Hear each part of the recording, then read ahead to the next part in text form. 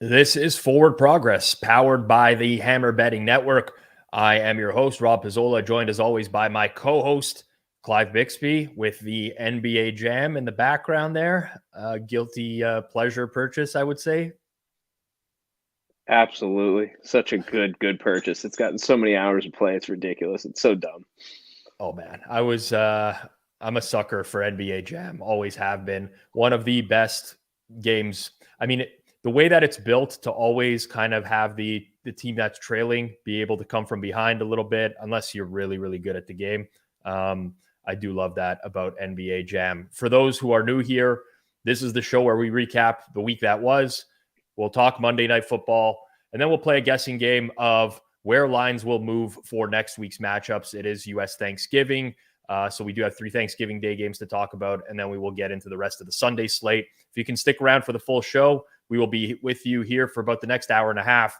The episode, though, will be available in full when you wake up tomorrow morning on YouTube or in podcast form on Spotify or Apple Music. And right now, we are live on the Forward Progress YouTube channel and Forward NFL on Twitter.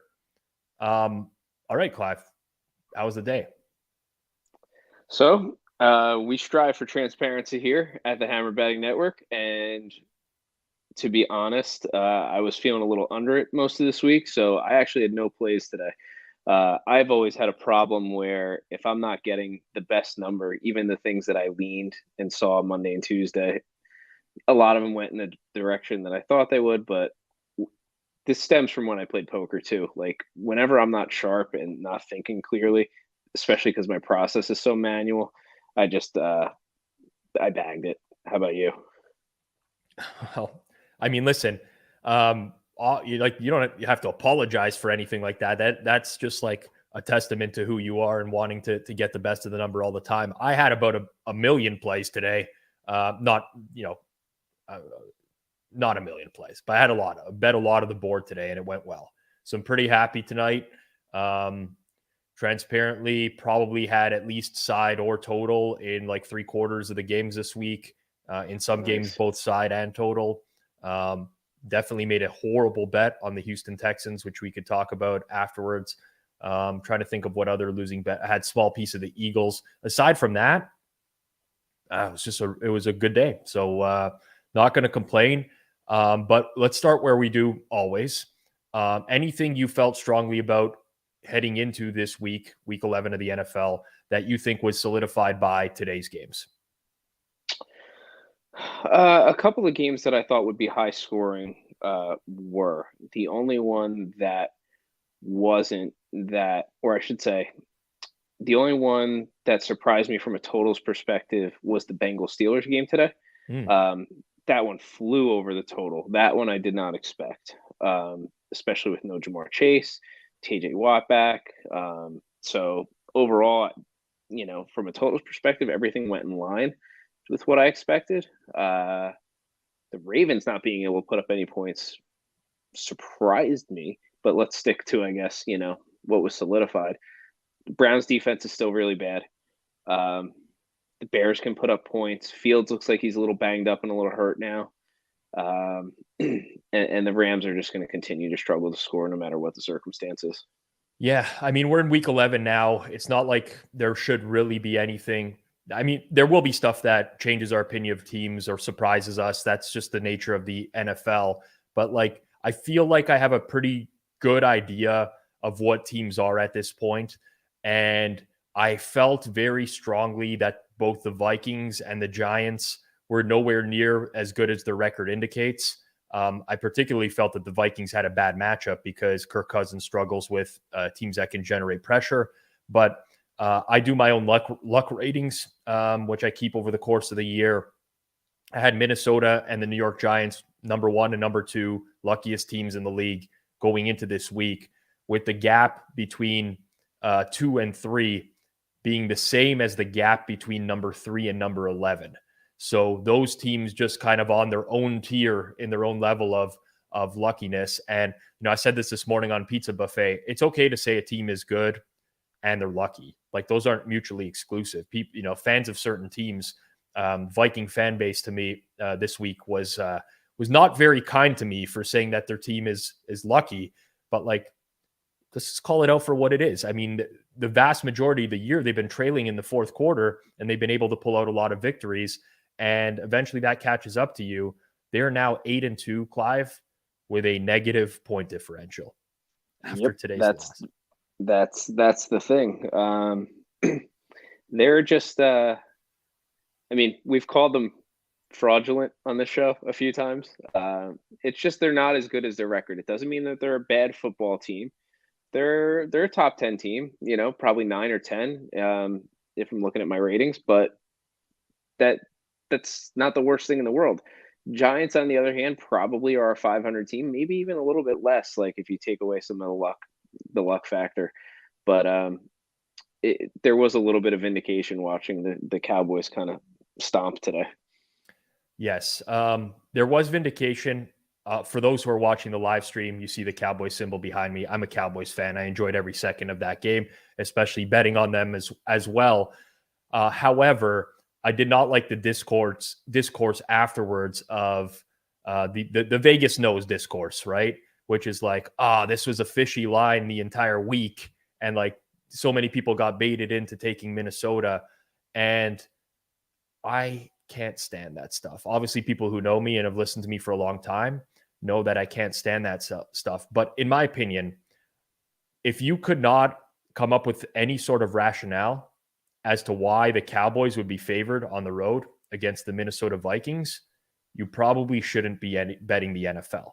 I'm not saying that you had to bet Dallas today, or that you had, even if you like Minnesota, you could totally like Minnesota, but to not understand, to not have any comprehension as to how this could possibly be the spread, it is time to take a step back from the NFL and say, I need to figure this out before you put any more dollars down. Because to me, it was, and again, I'm not justifying this based off the final score, but teams are more than their records, period. Plain and simple. If you're only betting based off of records and you're always going to justify spreads because of the records of the teams, then go find something else to do, because you are going to lose money in the long run if that is the only way that you're going to evaluate a team's performance. Yeah, you're just going to hemorrhage money. Just, throw it in the fireplace and just let it burn, because that's really what you're going to be doing. I know we don't have our own version of tweets that trigger us, but there was a power rankings that triggered the hell out of me this week. And somebody actually posted in the thread earlier where the Vikings are the number one team in football based on this power ranking, and the Giants were fourth.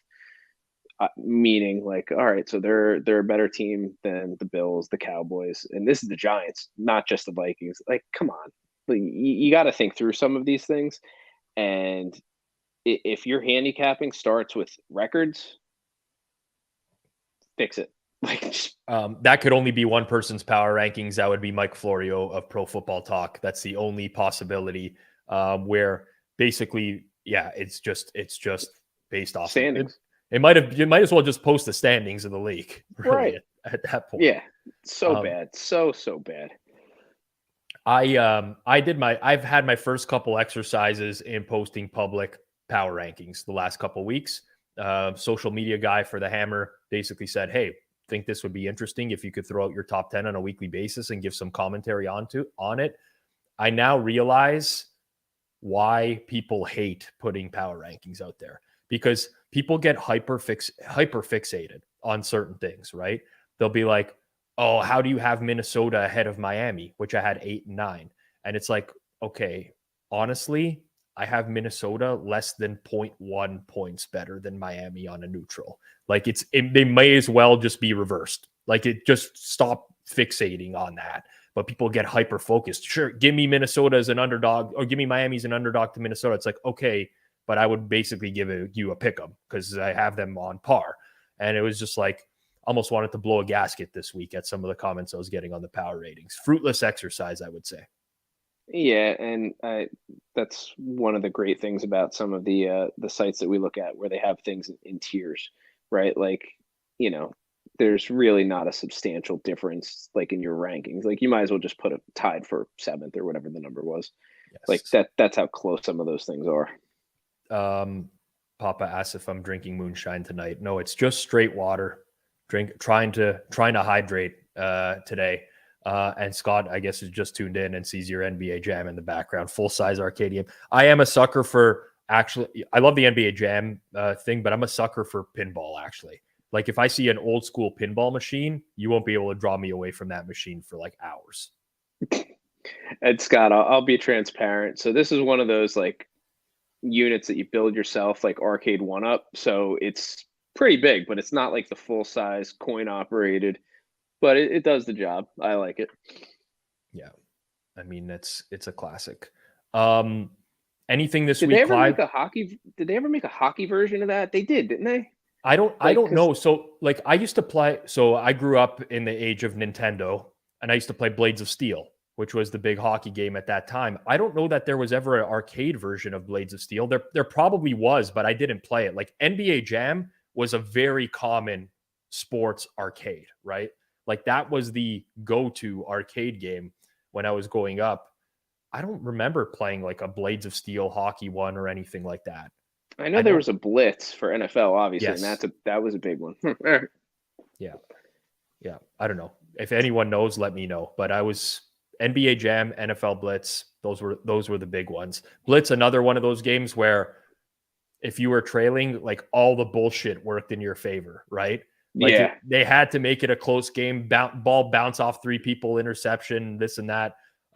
Yeah, those arcade games, they were fun in that they always turned out to be a close game at the end. Anything this week greatly change your opinion of a team? No, something that I've been expecting and waiting for to happen, though, seems to be starting to, and that's defenses adjusting to the Eagles and their offense. Um, Jalen Hurts is not getting out of hand for those explosive runs all that much. I know he did, run the game-winning touchdown in, but he's still not getting those huge chunk yards the way that he was, and I think that's part explained by teams making a significant adjustment. Now, I can't say that I watched the entire game today. I saw a lot of red zone, but when you're looking at box scores now, he's not getting what he got before. So I'm wondering if that's a trend that's going to continue. I don't know either. And it can go either way with that. We're going to talk next Sunday Night Football is Eagles and Packers. We'll talk about that, obviously, when we're predicting where the spreads are going to go. I'm going to have a very challenging time predicting what the spread in that game is, based off of what I thought the Eagles would be lined at today. The Eagles didn't catch money today, which is unusual. Colts took one-sided action over the course of the week, got down below 7, and it stayed there. And that's not something I'm accustomed to, but they once again did not look great offensively, as you mentioned. 5.1 yards per play today, negative 0.13 EPA. It definitely seems like their success rate was high, 47%. So I think that's exactly what you're talking about, where they seem to be able to move the ball, but the explosive plays have been drastically cut down. And I think there's too much talent offensively for them to be kept in check. But I also think that Dallas Goedert being on IR, I think he's like one of the more underrated players in the entire league. And not for explosive plays, but like third down conversions, safety valve.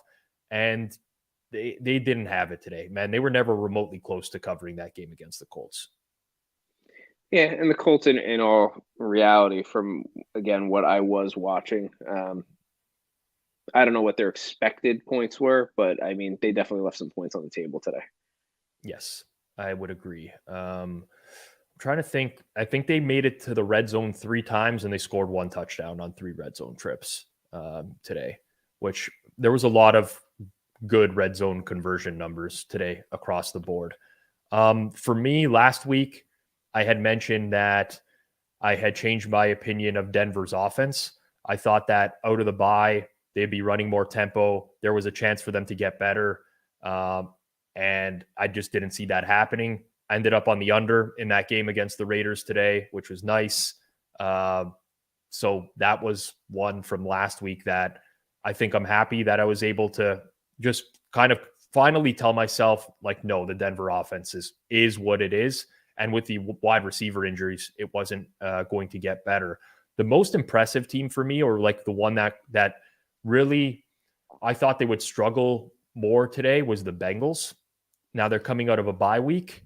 Still no Jamar Chase. They got DJ Reader back on defense. But I thought that their O-line would not hold up as well as it did. And there were times where it didn't. TJ Watt made like an absurd interception today. Just like banana land at the line of scrimmage, catches the ball. I don't know how defenders do that.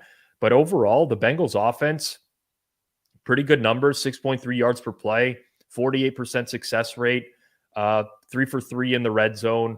Joe Burrow only sacked twice in the game today, 408 net yards, 22 first downs. Like across the board, tough spot to play in Pittsburgh towards the end of November against the Steelers defense. Now that has TJ Watt back, Minkah Fitzpatrick back. I was like, I don't know if the Bengals are going to be the same team, that in the latter half of last year. And now I'm starting to think to myself, okay, maybe like the Bengals are poised to go on a run here in the latter half of this year. And again, this was one that I was kind of following on Gamecast, but what was really impressive was late game, right? Like third, fourth quarter, like they just continued to push and push and push and score. And, the Steelers didn't necessarily step up, but the Bengals did. And, 37-30 is closer than I think probably the end of the game actually indicated.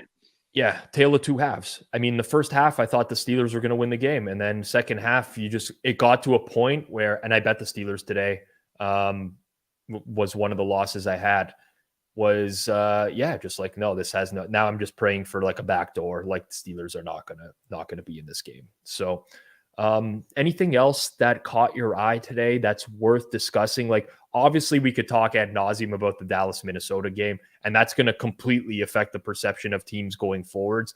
I think the other one that stands out to me, honestly, was just the Patriots Jets game, in that it was like the Jets offense. We've talked about the Jets offense on the show before, but I cannot understate how bad the offense was today. They had 6 first downs. They had 103 net yards. They had 2.1 yards per play.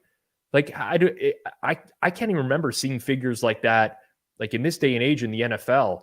And granted, the Patriots defense is really good, but to me, like, who's like a very like middling quarterback in the NFL, like someone who'd be very average? Heineke? Jared Goff, Taylor Heineke. Sure. Heineke. That's a good one. To me, if the Jets had Taylor Heineke, they're a Super Bowl contender. If they had Jared Goff, they are a Super Bowl contender. I firmly believe that. But they have the biggest lemon of a quarterback right now in Zach Wilson. Like, their defense is so good. It keeps them in so many games, and they can't generate anything offensively. It's really rough. They make the Patriots look so much better than they are. Patriots, good defense, not great. I wouldn't say they're exceptional. This isn't like, the Ravens of the 2000s or anything. Like, the Jets just bad. And I don't know how much of it is. I mean, Breece Hall, rookie, right? But they at least had some big plays when he was in the lineup. And since he's been gone, it just doesn't seem like. I know they beat the Bills, but it just doesn't. I don't know what the right way to say this is, but he was maybe something steadying for them. I don't know. They're just bad. Zach Wilson's bad. The O-line, you cannot have that many great players get injured over the course of a year and go on IR and just expect like it to be fine. And you put a bad quarterback behind an O-line that is going to struggle to pass protect. Corey Davis was out today as well. It's just challenging. And listen, I mean, maybe this is an overreaction because there is a Belichick factor in this, right? Like, there's Belichick against the young quarterback, and for whatever reason, Zach Wilson just always sucks. It's only 4 career starts, but he always sucks against the Patriots defense. So maybe it is just an overreaction, but I can't get over how bad it is. Like, this is a team with a good record that's in the mix right now. And I think, like, I know you spend draft capital and you draft this guy high, But at some point, you have to say he's costing us our season, and we need to do something else. And even Flacco is something. Even Flacco is an option. So here, Zach Wilson or Mitch Trubisky? I think Trubisky is better. The thing is, like, we know what Trubisky is. Larger sample. Zach Wilson, I guess, could establish himself as a, there's still hope for him, let's say. I don't see it. But even like, I know Flacco didn't dress today. He was out. But like Mike White is there. And Mike White is not a good quarterback. People saw him start a couple games last year and they're like, oh, Mike White and this and that. And then the wheels fell off. But Zach Wilson, is awful. Like horrendous. And if he gets pressured, is so bad. Oh, yes. It's so bad. Like he just makes so many dumb mistakes. It was doesn't protect the football. It was a fascinating game because I bet the Patriots -3. And Nick Folk misses 2 field goals. Nick Folk never misses field goals, by the way. A guy misses 2 field goals when I decide to bet on them. They win with the punt return at the end, which honestly, like, I didn't use my one time on the Patriots punt return there, but like I was thinking it in my head. I was like, come on, let's I was thinking let's get the Patriots the ball in overtime first, and they'll go to the field and score a touchdown maybe. But the Patriots offense, like they're on another. They're like, they're just getting worse every single week as well. It was just a really tough game to watch overall, and I was glued into it because of my betting stake into it. But the offenses are dreadful, and it's going to be tough. Like as I look through the games this week, like Jets are at home against the Bears. Like I don't know what the market's going to change or perceive there. I have an idea of what I think the line should be, or maybe we'll end up. But Jets are still going to get credit for beating the Bills no matter what. But this was a terrible showing today. All right, we're going to get into it in a second here. We will go through the entire card for next week. Before we do, there is a Monday Night Football game. It is the San Francisco 49ers, the Arizona Cardinals at the Estadio Azteca in Mexico. I saw tons of those commercials when I was in Mexico promoting this game in particular. Where are we at with the market right now? San Fran, pretty much 8.5, and the total 43. Any thoughts? A lot of it comes down to Kyle Murray, and I feel like that's a cop-out. I mean, who else isn't going to say that? But, I mean, like, say he plays, right, and he's playing on a bum leg.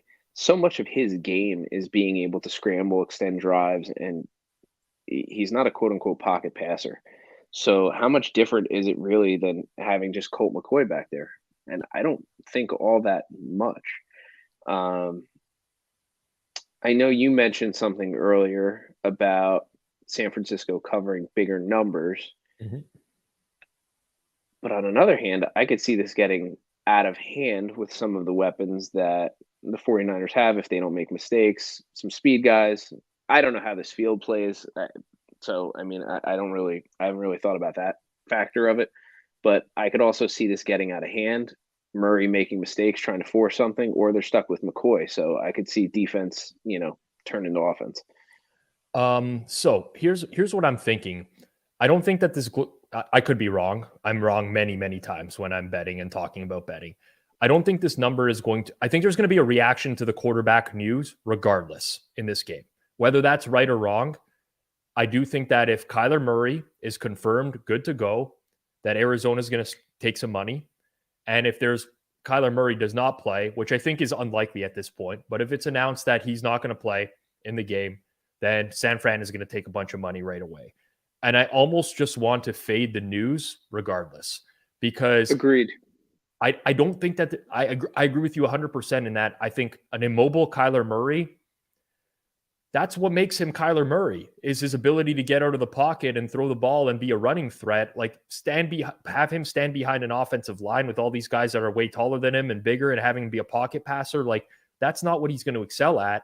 So if he's in and he's like limited in mobility, I want nothing to do with that. Zero.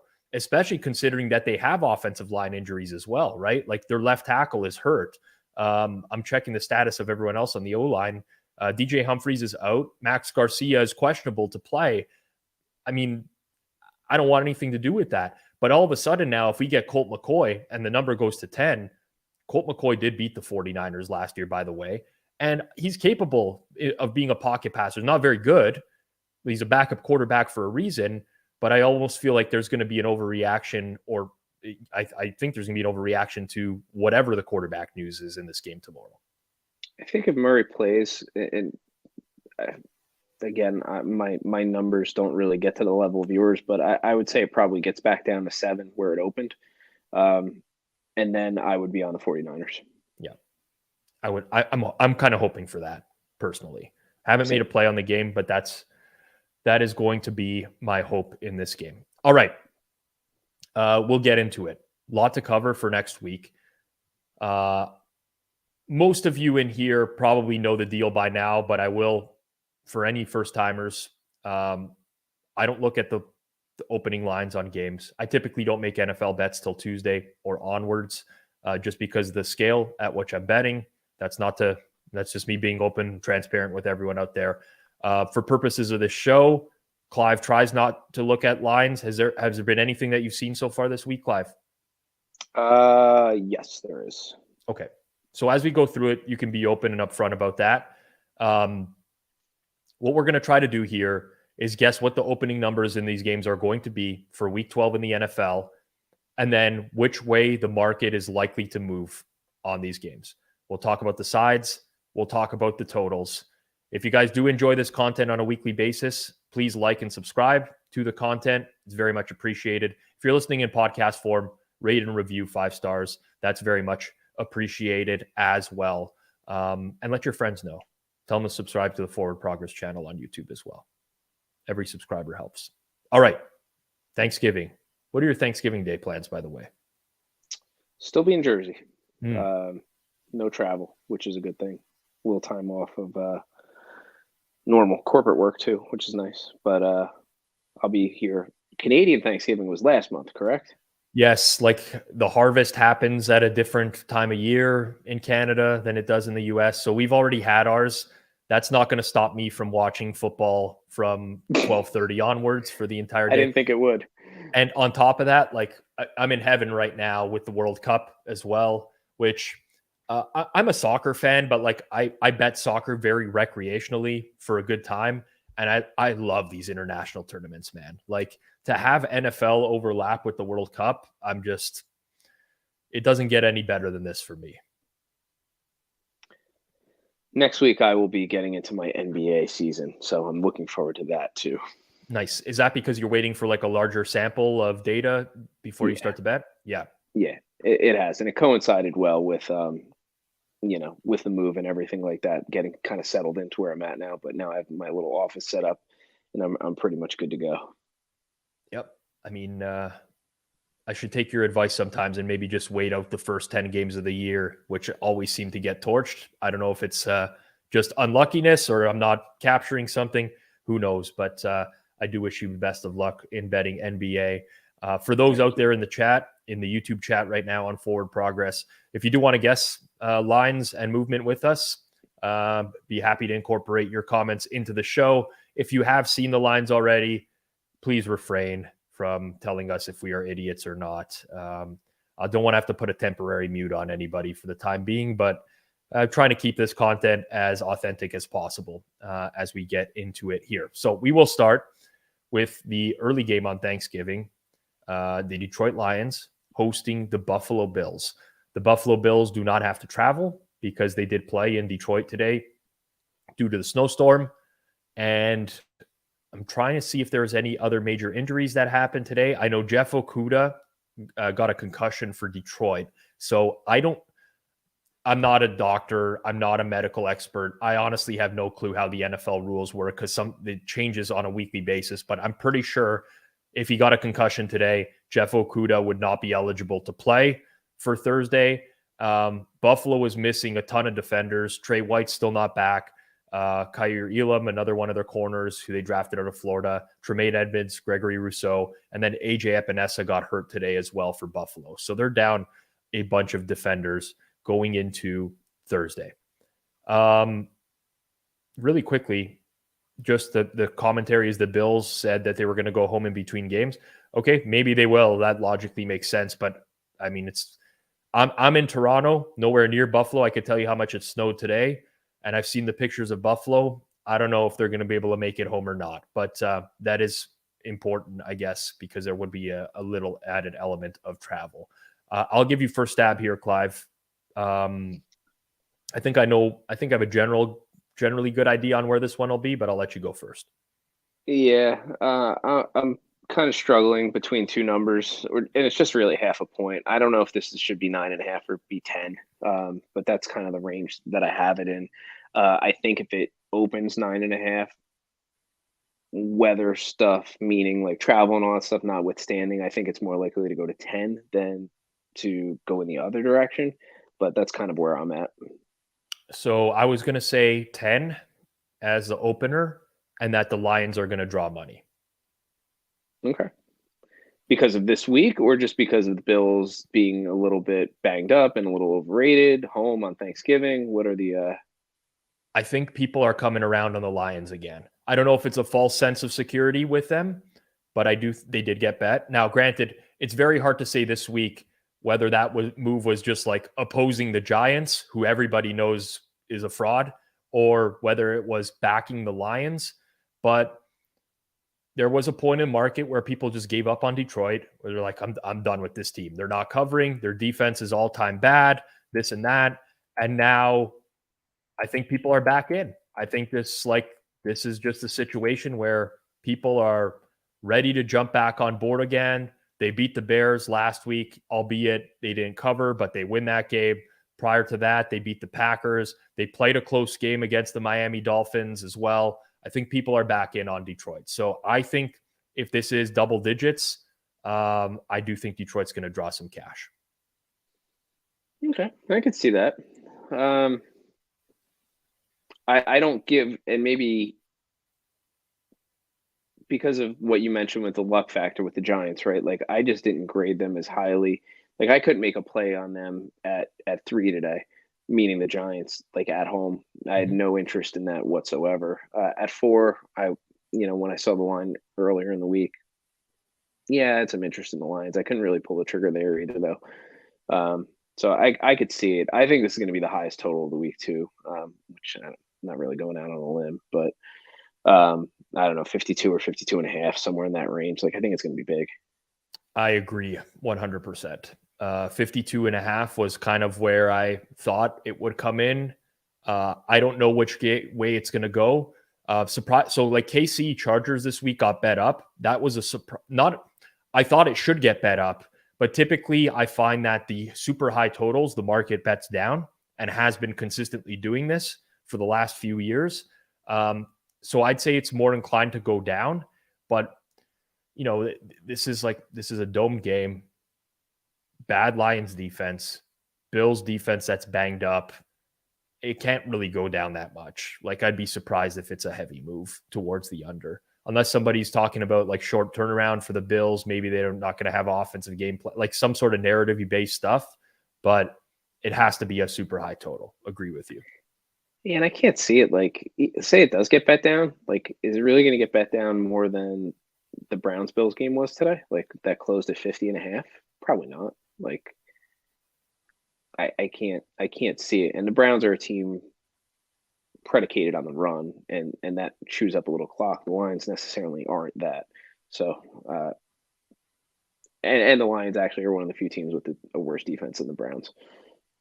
One thing surprising here is the Bills have actually only played 2 games that have went into the 50s this year in terms of final scores.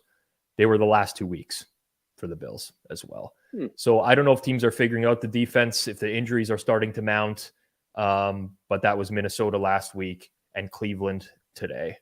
Per Sports Aviation, Bills were supposed to land at 8:15 tonight. So they are going home for a couple days before going back out to Detroit.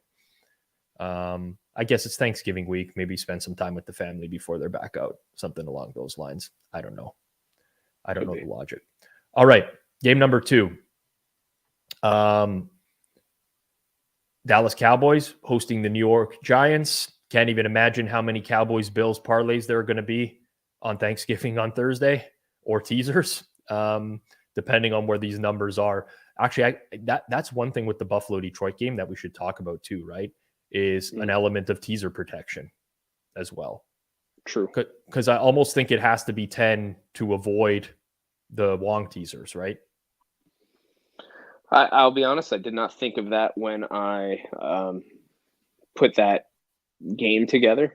I did think about that a little bit with this game, but I couldn't make a change from it, which maybe gives a little bit away. But I have the Cowboys at 8.5 for this game, and I will be transparent. This is a game that I saw, but I did all of this before, so I saw a bet on Twitter, and that's something I guess I need to avoid now going forward, because now at like 9:30, I'm starting to see people post their stuff for next week. So now I know.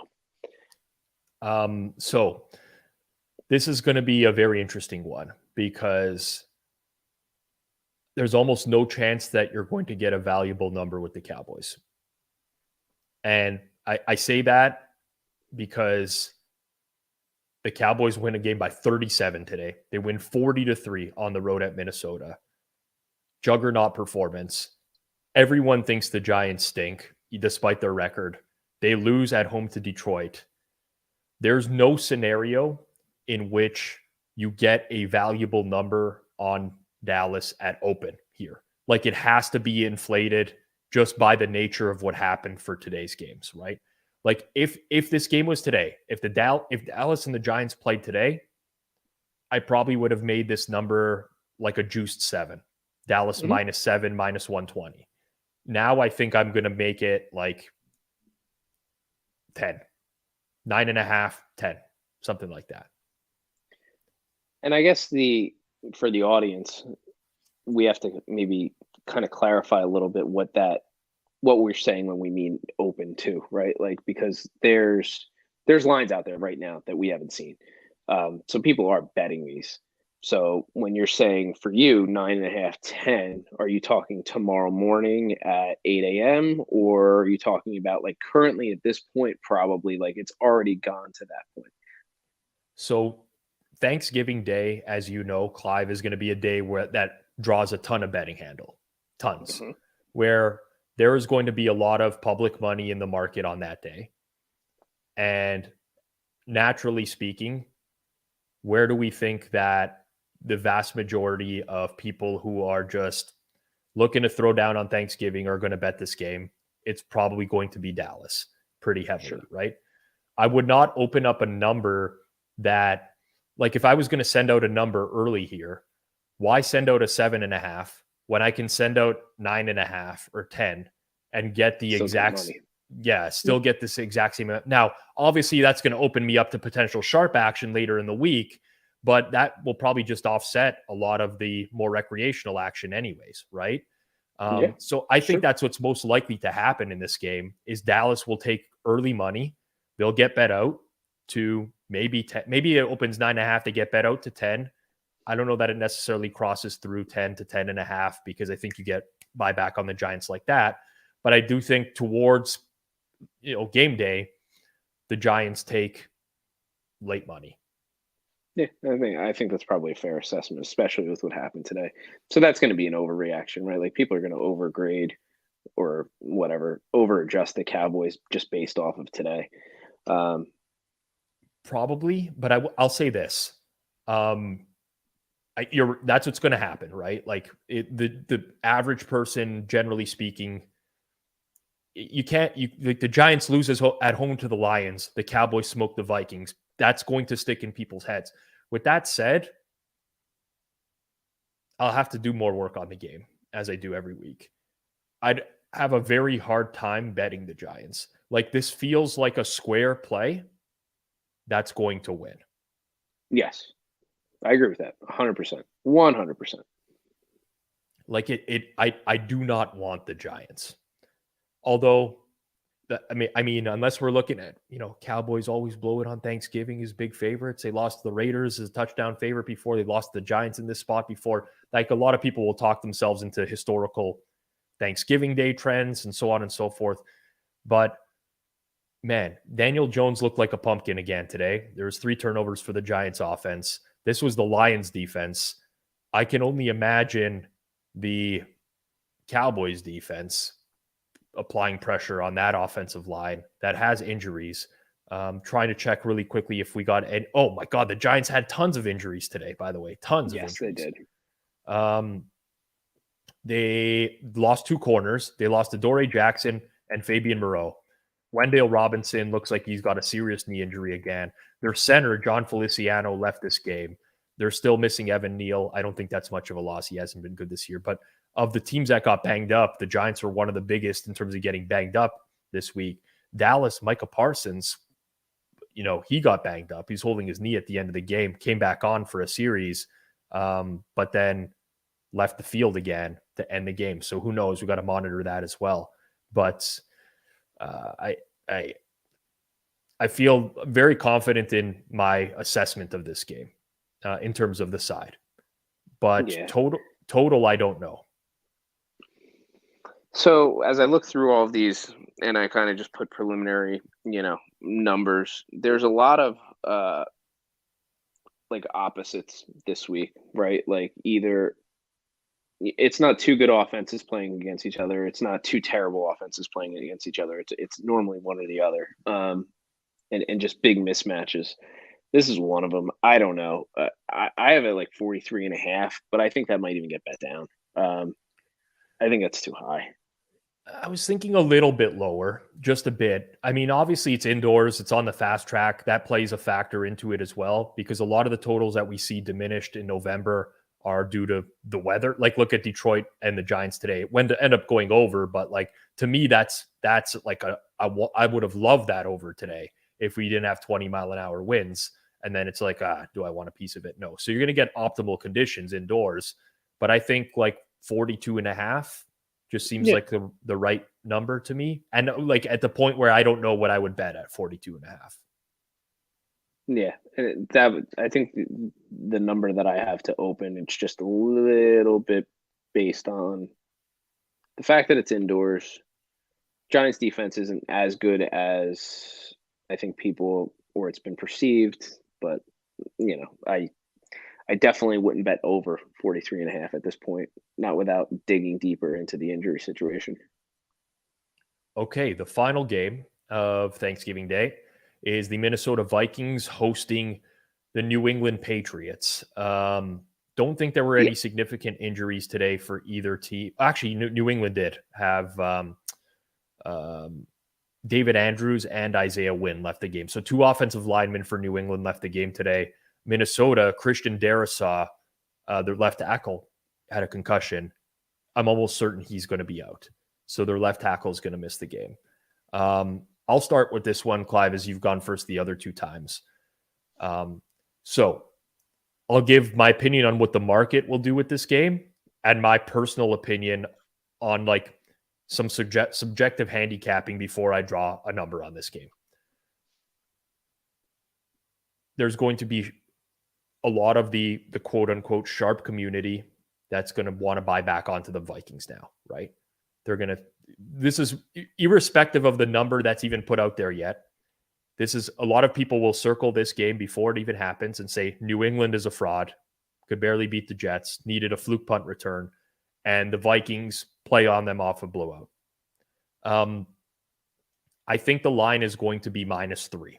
Vikings -3. And the Vikings will draw action at -3 and close either -3, -120, or -3.5 in that range. I think that despite that market, what the market is going to think of the game, the Patriots defense poses the exact same issues for the Vikings offense that the Cowboys defense did today. Like basically the Vikings go from playing the number 2 pressure rate team in the league to number 1. The Patriots get more pressure than any other team in the league. Kirk Cousins is a pumpkin when it comes to dealing with pressure. Like the guy turns into a pumpkin. So the market sentiment is that the Patriots are overrated. They're not that good. Their offense is not that good. The Vikings are probably a lot better than what they showed today. And because of that, I do think the market will move towards the Vikings. I likely will have a bet on the Patriots if that happens. So for this game, I think our sentiments actually match up damn near exactly the same because I have -3/3.5. And when I write a slash, that means that's where I think the market's going to go. So that would either be 3 -120 or 3.5. So I'm right there with you. The total I wrote down was 43, but I'd probably bring that down to 42 or 42.5, like as we talk through it, because of those same situations. But you know, I'd have a hard time picking a side at 3.5. And it's just because the Patriots offense is so bad. That would take some digging for me. But I think the market sentiment for me and you is the same on this. I think the under is going to take money in this game. If I think one thing will take money, I think it's the under because you're going to have offensive line injuries on both sides. Yeah. Like I said, I'm almost certain Darisaw can't play. I don't know about David Andrews for New England, but that would be a blow to their offensive line as well. You already have a bad Patriots offense. You now have a quarterback in Kirk Cousins that historically doesn't deal with pressure well. The only thing going for the over is, again, indoors, fast track. But right. Patriots game took a ton of money towards the under today. I think that's going to just naturally. And by the way, Bill Belichick, like, what are you doing? The guy kicked the field goal on 4th and like an inch in the first quarter of this game at like the Jets. I don't remember where they were. It was like the 5-yard line or something like that. Like, Belichick is also just another guy that's going to play this super conservatively the rest of the year. Like, get points on the board, trust the defense. So my guess is the Vikings take money. My guess is the under takes money. I probably agree with the under. Again, too early in the week for me to actually run numbers. I just want to make it explicitly clear for people. I reserve the right to change my opinion on these games because I haven't actually run numbers on these games yet. I'm just going through the thought process in my head. I just think that, again, like, the Patriots have the same. They give the Vikings offense the same problems that they had today, in my opinion. The same exact types of problems. Pressure, relentless pressure. Yeah, and I don't think that the Vikings are going to come up with some sort of alternate game plan to be able to change anything that quickly to adjust. So it'll be interesting. I think that game's going to kind of, from a scoring perspective, flame out. We'll get into the Sunday games now, but I got to say, this Sunday nighter has been fantastic. I don't know if you have it up on another screen right now or if you're watching. Just have the score popped up. Yeah, it's been pretty riveting second half here. Trying to end the day off in what would be a really good day with a couple over has now officially cashed, and now I'm just crossing my fingers that there's no shenanigans, pick sixes or anything like that.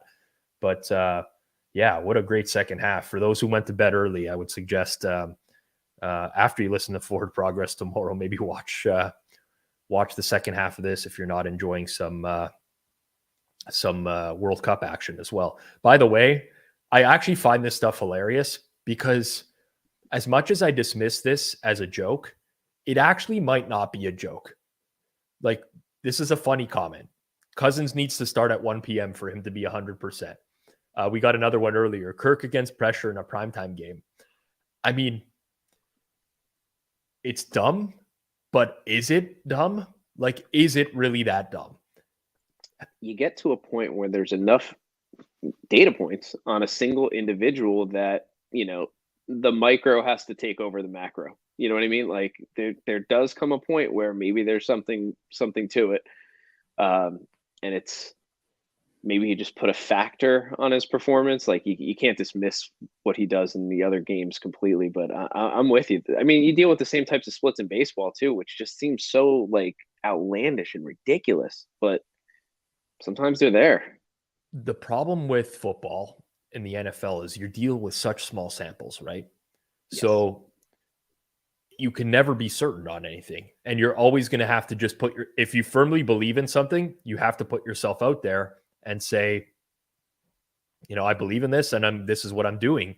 But I don't know how many times I have to see Kirk Cousins shit the bed in prime time before I'm like, how many times do I have to watch Andy Dalton lose a primetime game before, it is what it is.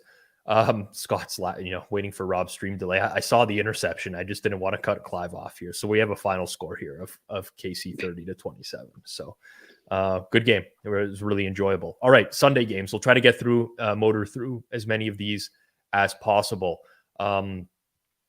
Baltimore, who looked awful today, visits Jacksonville. The Jags are coming off of a bye week.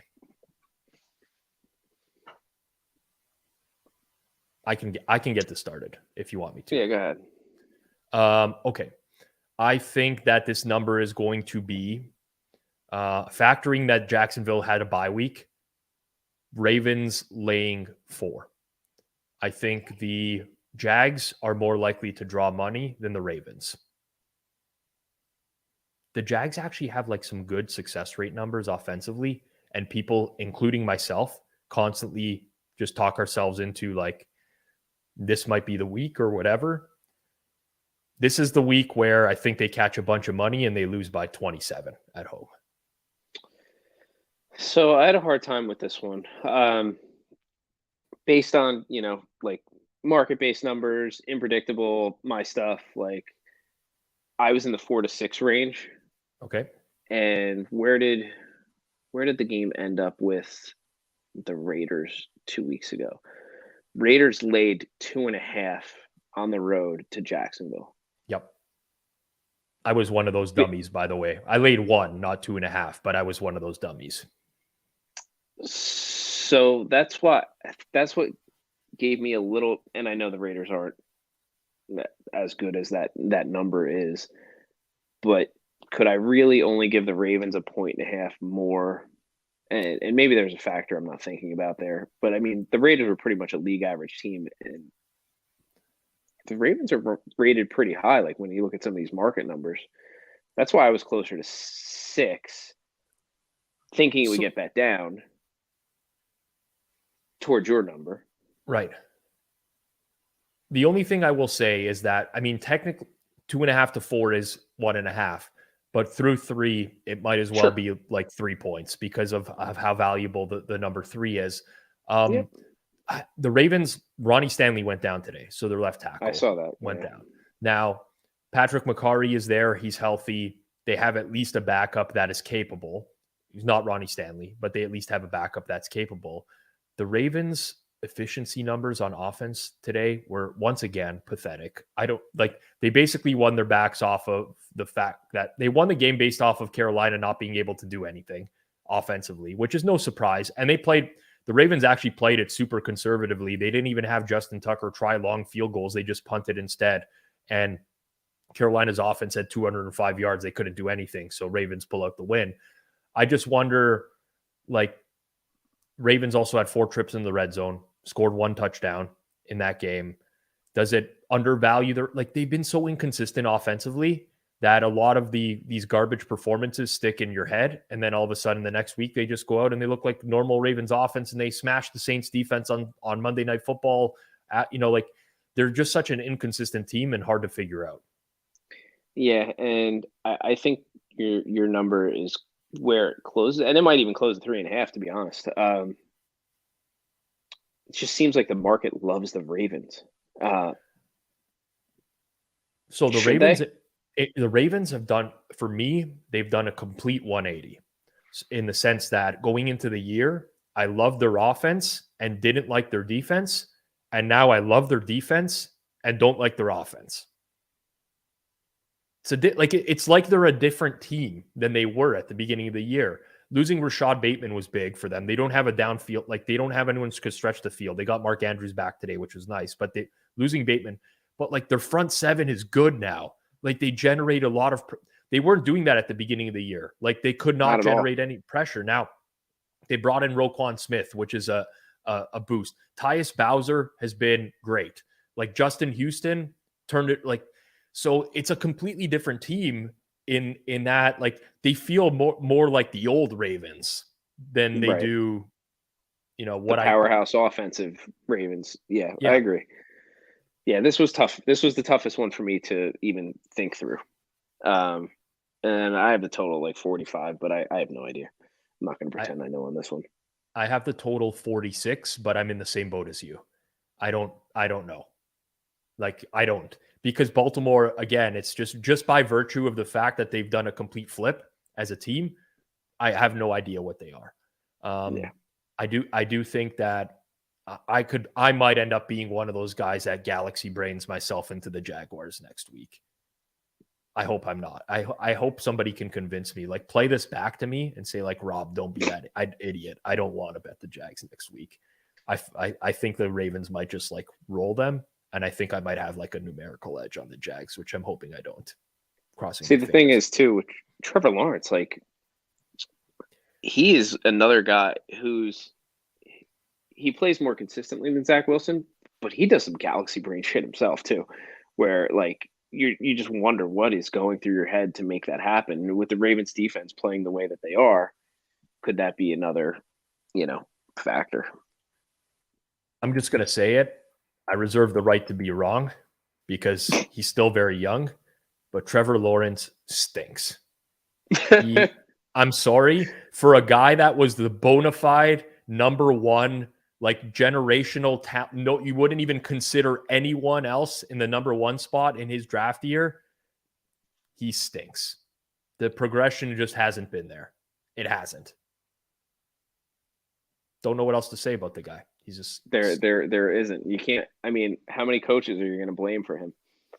That's what I'm saying. Like, first, it was Urban Meyer's fault last year. Now, like, listen, I'm not super high on Doug Peterson, but at least he's competent. Like, he's a competent coach. Yeah, he got the most out of Carson Wentz that anybody got. And by the way, like, the Jags have been healthy for like most of the year too. It's not like they've been dealing with severe injuries or anywhere, like any positional group.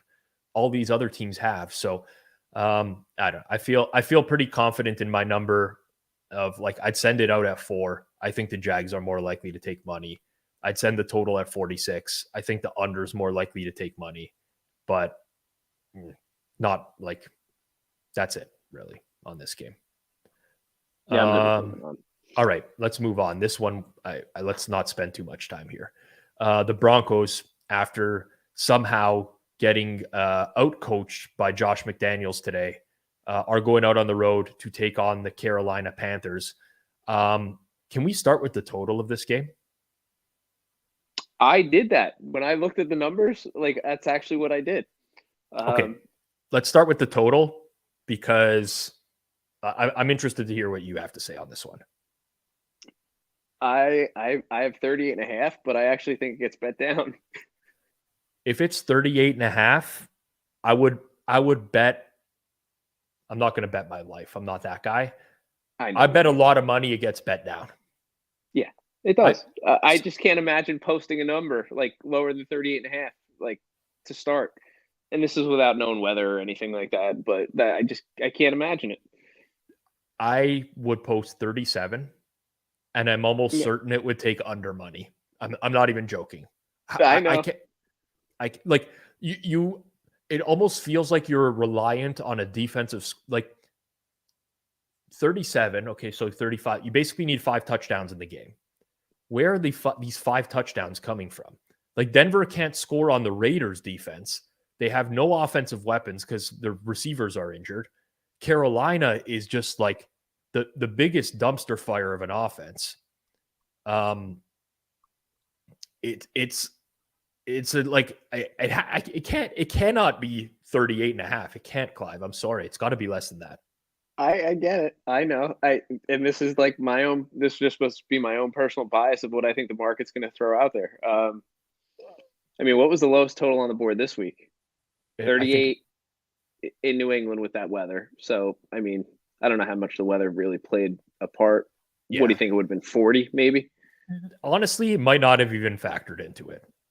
It's possible. I have a question for you. 39. Yeah, go ahead. I'm going to pose you a question, hypothetical. that tomorrow you log on, you have your morning coffee, the total in the game is 35. Do you hit submit on the over?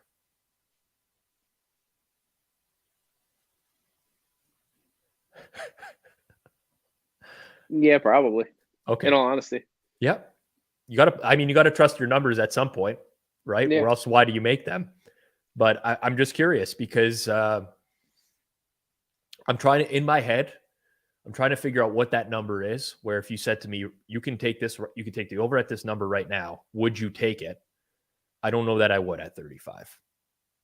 I don't know. I think it'd have to be even lower than that for me to auto over this. Yeah, and that's fair.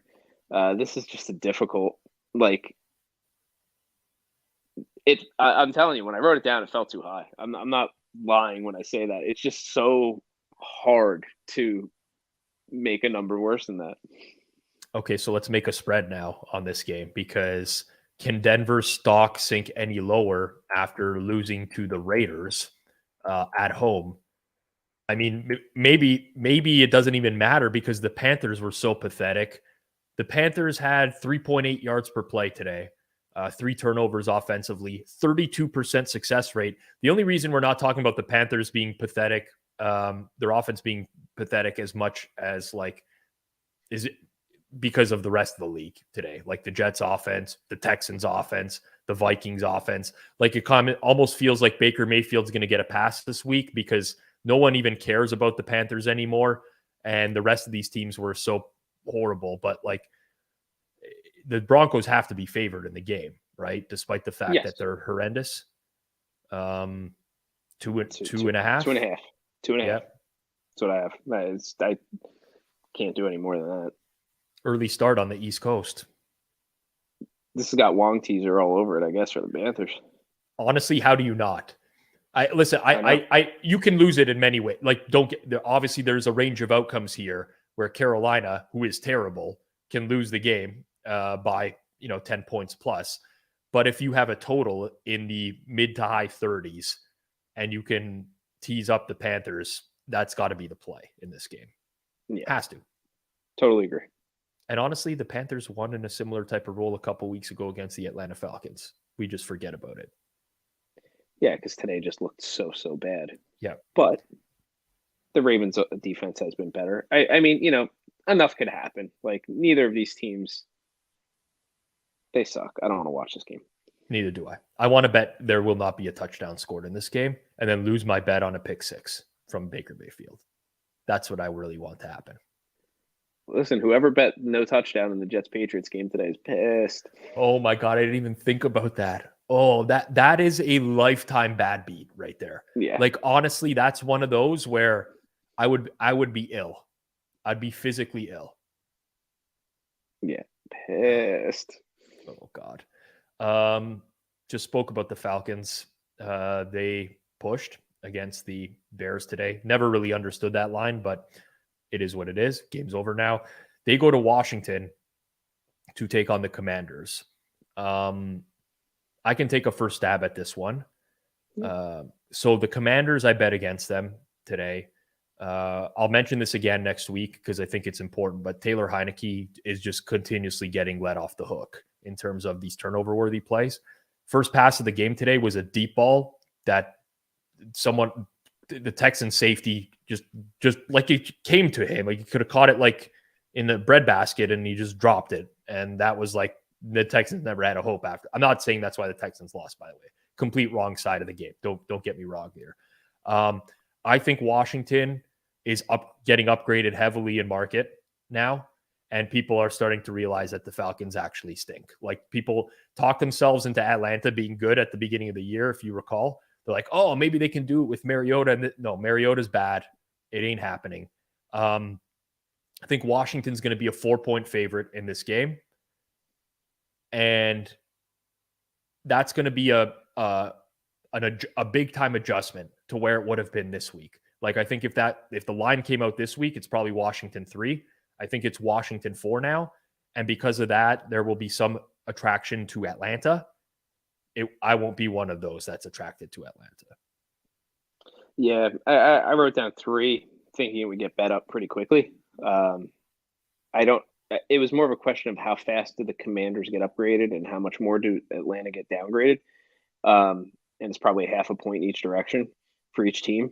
Not the one regret, I had a few, but the one I saw 3.5 on the Bears earlier this week, and I was like, what, really? Like, and I just didn't jump on it, and that still bugs me. It was not at like Circa or anything, but it was still out there. I don't know. I don't know, 3.5, I guess, but if it gets to 4, I do think the Falcons will get some bets, which kind of is scary. I just think both teams really aren't that good. I think Washington's at the upper end of their range of outcomes because I've seen some of the same things that you have. So if you're talking about like the luck factor for their quarterback, it's definitely been there. Like some really just boneheaded turnover-worthy plays that are not turning into turnovers. That's really all there is to it. So the thing I noticed today is Houston could not run the ball in Washington. Dameon Pierce had a horrible game. Atlanta cannot throw the ball. Kyle Pitts got hurt today. He might not play next week. That is another factor, and I did forget about that. You're right. Like the Falcons are going to have to run the ball. They're going to try to run the. That's all they do. They try to run the ball, and like Washington defends that really well. And there's a pretty strong chance Chase Young is back next week on top of it. So I don't know. I don't see it as a good stylistic matchup for the Atlanta Falcons. I think they got pretty lucky today because they played a team that could rush the ball and has an athletic quarterback as well. And they basically won because Cordero Patterson returned a kickoff for a touchdown, which like that doesn't happen in the NFL anymore. Yeah, and I think Justin Fields is pretty banged up too. I mean, something's going on with him. Oh yeah. He messed up his shoulder, I think. Don't know if it's his throwing shoulder or not, but he was definitely in distress. I didn't see this. Thank you for whoever called it out in the chat. Chicago did take money late. The line closed Atlanta -2 across the board. I was busy watching the second half of Ecuador and Qatar, so I didn't really see that late line move, but it did close there. How did that fixed game end up? Well, so here's the thing, right? Like the trendy boys were not having a good morning today. You know, my friends in the group chat thought I was nuts for betting Ecuador today. They're like, no team in the history of the World Cup has ever lost their opening group stage match. It's like, okay, tell me which team in the history of the World Cup has been as bad as Qatar that's been hosting it. Like, what are we talking about here? Like, look at who's typically hosting the World Cup. These are all good teams playing at home. Of course, they're not losing their opening round match. Qatar is Qatar. And they all read more books. Yeah, Rob, read more books. I gotta read more books. I have to read more books. We got to power through these Sunday games. Holy jeez. Yeah, there's sure. a lot. Tampa Bay off the bye goes on the road to Cleveland. Tampa -3. Yeah. But like juice 3, I'd say. Yeah, that's fair. 3 -20, -15. I don't. Yeah. There's no world where it's not some 3 or 3.5, in my opinion. Yeah, no world. I agree. Total? I have a hard time with this because Cleveland's so bad, but Tampa's offense hasn't been good. I mean, they improved a little, across the pond. I don't know, 44.5 just because Cleveland's defense is so bad, but I feel like that's a touch high. I think it's fine. Like 44 is fine. Yeah. I don't know which way this will get bet because Tampa's, to me, a pure under team and Cleveland is an over team. But maybe could Tampa be becoming an over team? No, they can't. I mean, they could. Like the thing is, Tampa's defense is really good. Like their defense is very solid from an EPA perspective. They don't give up a lot of big plays. They held Geno in check before the bye. Maybe their offense could come around. Like I don't want to bet Browns unders. I'll tell you that. 2 of these teams want to run the ball. Only one of them should want to run the ball. However, one of the most important injuries to watch this week, in my opinion, is that of Leonard Fournette coming off the bye. Because when Leonard Fournette is not running the ball for Tampa Bay, they're handing it off to Rachaad White and Keyshawn Vaughn, both of whom have some serious burst and don't look like they're going to plod into the offensive line for 1 yard every single time, like Leonard Fournette. Also true. That is also fair. Our YouTube commenters are letting me know that I forgot to do the total for Atlanta, Washington. So we should do that as well. 44.5. Oh, I bet under. Yeah. I think so. Let's see. Houston, Washington was 41. Atlanta Bears was 48. Yeah. I don't know how Atlanta's going to score. Terrible. Well, the problem is Atlanta's defense actually is so bad. They generate no pressure, like none, zero pressure. It's embarrassing it's a problem. That's part of how I factored into. I wouldn't want the over at 44.5 though, to be honest. That's just a number I set. Justin Fields did get sacked 4 times today. So, I mean, they did generate some pressure. Listen, my natural gut inclination was that I would bet under at that number. Okay. Chase Young, if he plays. Yeah, and Kyle Pitts out, possibly. No Pitts. I did forget about Pitts entirely when I made this number. So that's another factor. I'll say 43.5. I think you're on the wrong side of 44. Yep, I agree. All right. I'm good with admitting I'm wrong. This one I'm very interested in doing. Titans, extra rest, having played Thursday, are hosting the Cincinnati Bengals. This is tough. Oh, man, is it ever. Market gives zero respect to the Titans, right? Like the Titans just closed, 3.5 to Green Bay? Like, did they actually close 3.5 or was it like a juice 3? It was around those places. Yeah. But like that's how little the market respects the Titans. I know. But should they? I mean, at what point did they adjust? At least a half a point. I mean, that's kind of what I did in my number. I kind of gave them another half of a point. Agreed. But so here's the thing. Like, honestly, do you think that the market is more impressed with Tennessee's win at Green Bay or Cincinnati's at Pittsburgh today? What do you think will be viewed more highly or equally, maybe? It probably should be the way Cincinnati played today on the road in Pittsburgh offensively. I think I think it should be that. So I wrote down Bengals giving 2.5 on the road. I actually maybe think it should be Titans +3 at +100 or something. I don't know. Or 2.5 minus 120. It's hard for me to justify giving more than a field goal on the road here. No, I don't. So I don't have an issue with your number from a market perspective. Yeah. Because the market does not respect the Titans, period. They have not going on years now. And this is going to be another game where you're going to have Mike Vrabel against Zach Taylor, coaching advantage for Tennessee. And I don't know that your number's wrong, but I want to bet Tennessee at that number, personally. Same. Me too. I don't think it's wrong. I'm a little bit less than that. I think that the market will be 1.5, but I think the most likely scenario is that Cincinnati takes money and gets bet up. And then I have a decision to make on, do I back Tennessee or do I wait for 3 or whatever? But the market gives no respect to Tennessee. There's injuries too that we have. Tennessee has, they got Jeffrey Simmons back. So they were missing Amani Hooker and Bud Dupree. I think Christian Fulton, Denico Autry got hurt in that game. Their center was out, Ben Jones. So they had a bunch of injuries that's going to play a factor into, and then Jamar Chase is going to play a factor, right? That's another thing. What about Mixon? Is he? Mixon got a concussion today, I think. Yeah. All right. I thought so. Yeah. It's a good question. Tennessee's OC got a DUI this week driving. I saw. Yeah. So Todd Downing, does that play a factor? It could. I didn't think of that, honestly. It did. It could.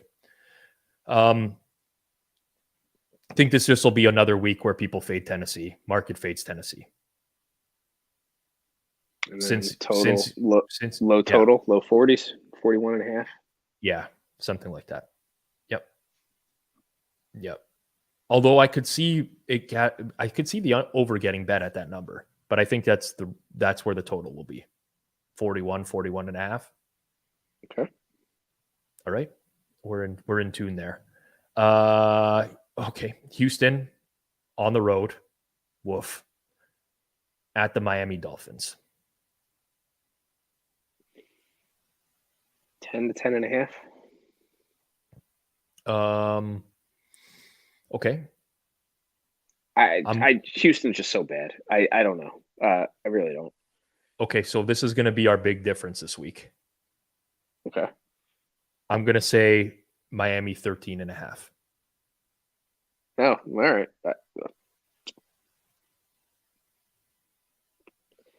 You think Houston's going to get downgraded that much this week?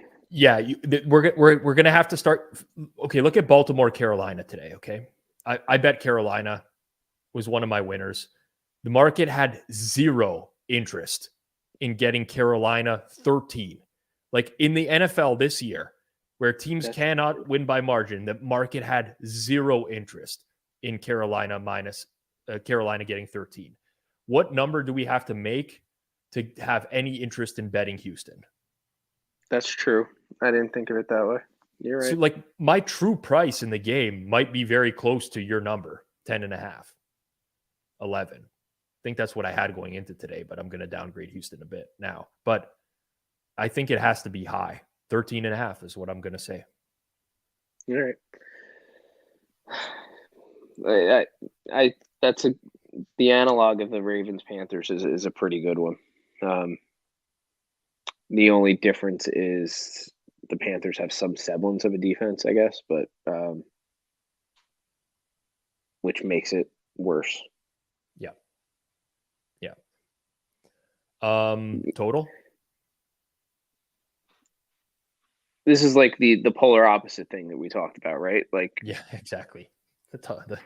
Miami is a dead nut over team. Like I want a piece of Miami overs every week. Like I want to bet the Miami team total over already next week. Now that I think about it, I don't know, 46. Like this was a tough one because Houston is so bad. Yeah, I'm in the same boat as you. I think like you kind of got to meet in the middle of where the Houston games are typically lined and where Miami would be, and I think 46 is about right. I could see myself having interest in the over. If it's below 47, man, Miami's offense is so good. I love Miami's offense, especially against teams that can't get pressure. Yeah. There could be points there. Bears on the road at the Jets. I don't know that we talk about this one because of the Justin Fields status. I can give some quick thoughts on Bears at Jets. Going into the week, what would you have made it? I don't know, roughly 4. Jets 4. Okay. I have 3.5, so not crazy. And Randy put in the chat, there was a look ahead of Miami 9.5, so I guess I'm not that crazy. How far of a look ahead? Yeah, I don't know, probably be, but yeah, like there's the Miami game. I think it's just at the point now where like you're not going to be getting a valuable number on Miami. Yeah. Right. Like that doesn't mean you can't win your bet, by the way. I'm not suggesting that if you bet Miami next week, you can't win. It's not what I'm saying. But we're getting to the point in the season now where you're going to be paying a premium to bet against these bad teams. So that's my personal thoughts on that one. But for this one in particular, Jets, Bears, we don't know the status of Justin Fields. The Bears defense is not going to be what gives Zach Wilson problems. Like the Patriots defense is a type of defense that will give Zach Wilson problems. The Bears defense, Bears didn't register a sack today against Marcus Mariota. The Bears defense gave up 5.3 yards per play to Mariota, 48% success rate to the Atlanta offense. Like this to me is as much as it would pain me to lay points with the Jets, I think it's a very good matchup for them. Agreed.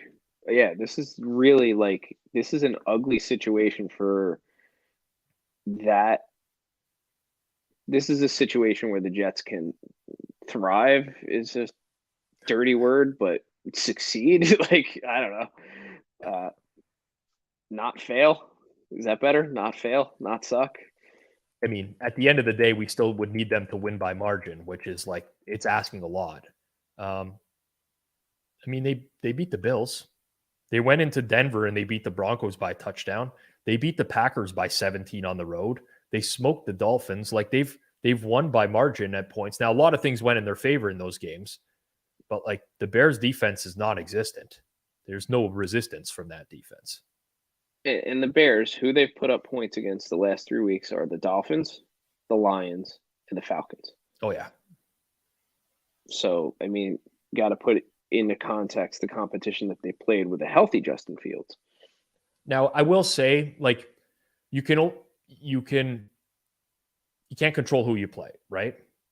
Nope. And I think Fields is better now than he was earlier in the year. He's still good. He still makes like a dummy turnover every week for the most part. Seems like just trying to do too much, right? Young quarterback. He's definitely on the up and up, but this is a different caliber of defense, period. And probably a different caliber of defensive mind that will adjust well with what he has against, even if Justin Fields was healthy. So I think it's a tough matchup for the Bears regardless. Okay, late games next week. The Seahawks off the bye are hosting the Raiders.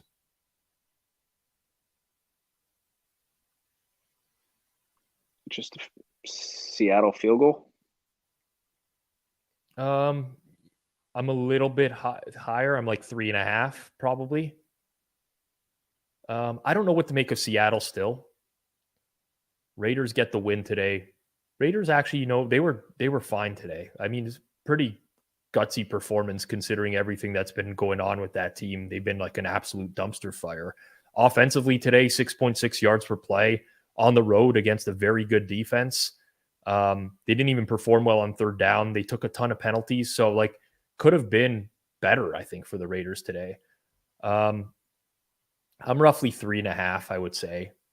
I don't know what's going to like. I notice certain things in market that tend to happen pretty consistently. One of them is home teams coming off of a bye week tend to get faded. I'm not saying 100% of the time, but I think there's going to be some like market appetite for the Raiders here. I don't know if this is like an overvalued spot where maybe people think that we're putting too much stock into the bye week or whatever. It's not like Seattle had a ton of injuries, right, going into the bye week either. So it's not like they're all of a sudden going to get healthy. They were a pretty healthy team altogether. So don't know which way this one's going to move, honestly. I think at 3.5, I think the Raiders would draw a little bit of money, or maybe it's just two-way action. It could just be two-way where it just goes a little bit back and forth. This is probably the second highest total, I think, for the week for games that we're going to talk about. I think so too. I think it's, I don't know. I have like 48 and a half. I have 48 and a half. Yep. I don't see how this isn't a high total. Can't be south of 47. Has to be above 47 without a doubt. So it's just in that range. All right. Chargers, Cardinals. We'll skip over that. No sense in talking about that now. Rams, Chiefs. I honestly, we could quickly discuss it, but Matt Stafford has a concussion again, or he's in protocol again as we're getting hit by the spam bots. Hot girls are waiting here. Thanks very much. Appreciate you letting us know that the hot girls are waiting here. They're Rams, at the Hammer Network. The Hammer. The hot girls waiting for the Hammer. Oh, God. Huge number, like monumental number coming here with the Chiefs. Yeah, I'll be honest. I couldn't even, without Stafford, like I can't even think of this, but it's not even just Stafford. That's what makes it so hard too. It's like they're missing their center, Brian Allen. I think another offensive lineman got hurt today. They're like the offensive line at this point might as well just be like a college football O-line. I mean, is this 13 and a half or 14? Yeah, I think so. I honestly think so. And I don't know that I could bet the Rams at that number. No. John Wolford didn't even dress. It was Bryce Perkins that came in for Stafford. I saw. Yeah. It looked like a college offense at that point. It did. I had bet the under. The over, excuse me. Bryce Perkins went to Virginia. I don't think he got drafted, right? He was undrafted. Yeah, undrafted. Oh God, that would be something else, man. Undrafted quarterback going into Arrowhead, take on Mahomes and the Chiefs. Good luck with that one. Okay. Dirty. Yeah. 49ers hosting the Saints. Give some brief thoughts on this as well. Obviously, Monday Night Football will affect this in some capacity, especially if there are injuries. The Saints are a pretty beat up team right now, especially on defense. Marshawn Lattimore, Marcus Davenport, Cameron Jordan all missed the game today. I don't think this is too tough to set a number on, though. Honestly, I think it's like 7.5, 8. San Fran. I wrote 7.5, even though we normally don't talk about like these games in advance. Like I'm with you, 7.5. And a low total. 40, total I didn't do, 41 and a half. I'm even lower than that, but yeah. Hold on, let's see. It really depends on who's playing on the Saints defense. Yeah. And where's that? That game's at San Francisco? Yeah, Santa Clara. Yeah, 43.5 is too high. I didn't write that down. That was just literally off the cuff. Okay, we got 2 more games. Yeah, go ahead. Sorry to cut you off there. That's all right. 2 more games. Sunday Night Football. Eagles hosting the Packers. I can tell you what I think the market would be, which I think is going to be Eagles -7. Same. I think the Packers are going to take money. Same. And I think after the Packers take money, I'm going to want to bet the Eagles. Do you want me to tell you not to? No, because I'm okay with this one. Okay. If the Titans can go into Lambeau and beat the Packers by double digits, then the Eagles at home can beat the Packers by double digits. And the Eagles have honestly throttled a lot of teams this year. So I'd have no problem with laying the points. Okay. I might be interested. Go ahead. I was like I'm not like a team total better type of guy, but based off of where I would have the side and total in this game, I would be interested in Packers team total under. I don't think they're going to score very much. So I think I have like 26-19 implied, something like that. So 45. Yeah. I'm slightly higher, 46, but I think that the under is going to take money. I think Packers and under take money in this game. Yeah, I think I'm early adjusting probably a little bit too for what I think of the Eagles going forward. The Packers are the team that I personally, Packers, Titans, I don't know, there's probably a couple more that I'm not thinking of off the top of my head, that I've had the most discrepancies with the market with over the course of the year. The Packers suck, man. They stink. What is the infatuation? I don't know why they get bet consistently. I don't get it. Like they covered a game against the Bills where like, okay, Josh Allen threw a red zone interception at the 2-yard line. Like that's what they're needing to cover these games. They're horrible. Yeah, it's pretty rough.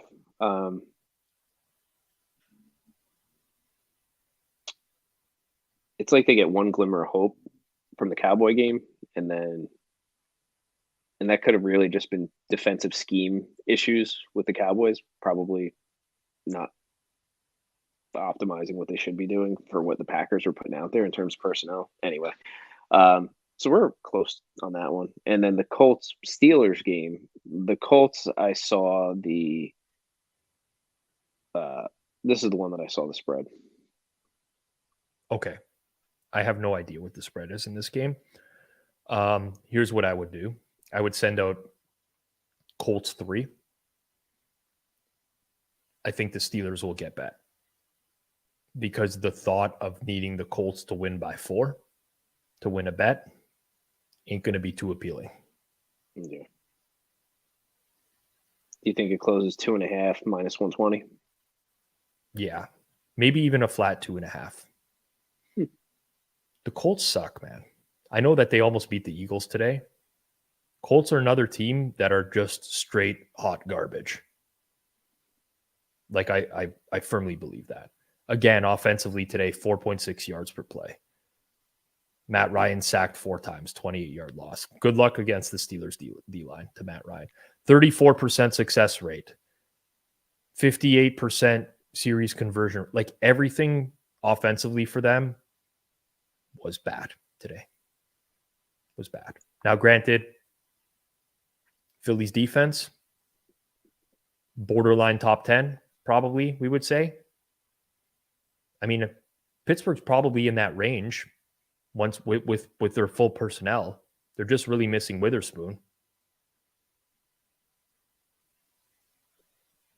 When the Steelers are healthy, that's kind of what I was banking on in the early part of the season, what I thought they were going to be.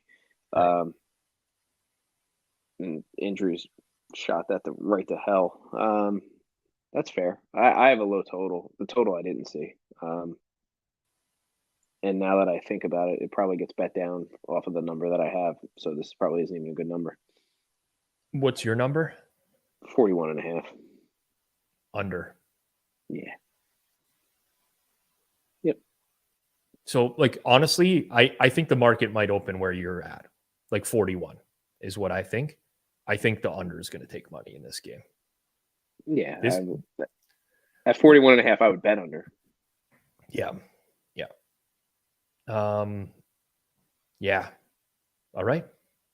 We've gone through it. No big, I mean, what were the disagreements we had today? I guess we were Ravens, off on Jacksonville, which I think you're right and I'm wrong. And then Miami, Houston. Nothing super far off. I mean, we're not going to be too far off at this point in the year, right? It's almost going to be impossible to have a huge discrepancy with two guys that are pretty in tune with the market. It's going to be tough. Yeah, it's sometimes I think probably, at least for me too, it's market perception versus my perception versus where we think it's going to go. Because we're guessing openers, and at the same time, we have in our head, all right, well, this is what I think the line probably should be and where it should go. Yeah, it's tough. I mean, it's like I could speak more in generalizations and say I think X team will get money this week, will take money, but it all depended on what the price is, right? Like it's, any team could take money at any price, so it's important for us to say where we think that the market's going to open up at, and then where it's going to go from there. But I feel pretty confident with the numbers this week. And where I think we had a good week last week, didn't we? Weren't we pretty fairly spot on, like for almost everything? It might have been.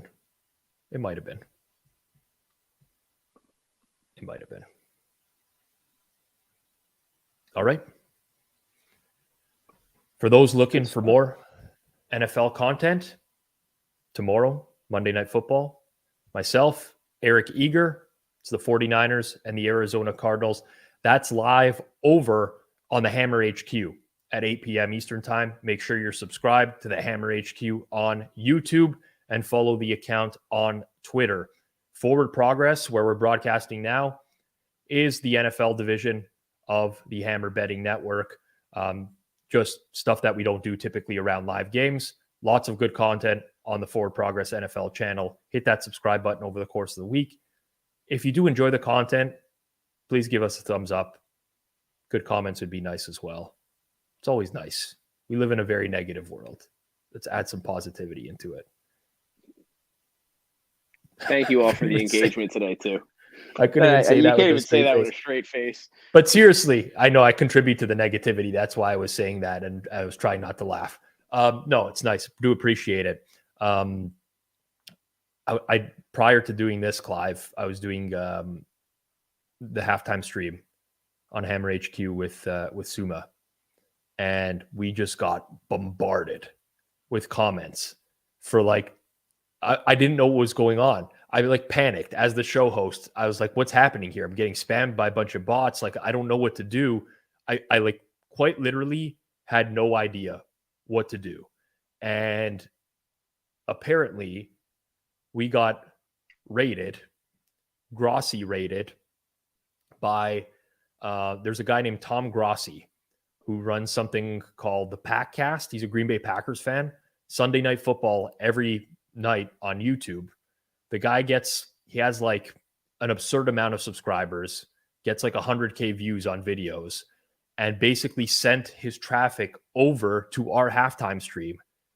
And I didn't know what was happening. And basically what's happening is he's behind his computer just laughing up a storm while, me and Suma have no idea what's going on.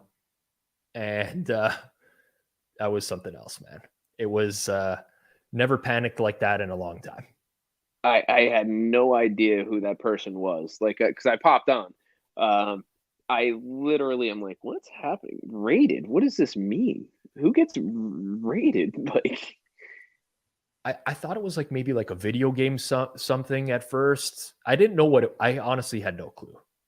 But there were so many comments coming in an absurd span. It was entertaining. Yes, it was. Appreciate everyone who tuned in, stuck through this for the last hour and a half. This has been Forward Progress on the Hammer Betting Network. Myself and Clive will be back as usual next week, 10:30 p.m. Eastern Time on Sunday night. For all those who celebrate Thanksgiving in the United States, have a happy Thanksgiving. Enjoy it this week. Spend some time with your family. Bet responsibly. We'll see you again on the Hammer Betting Network.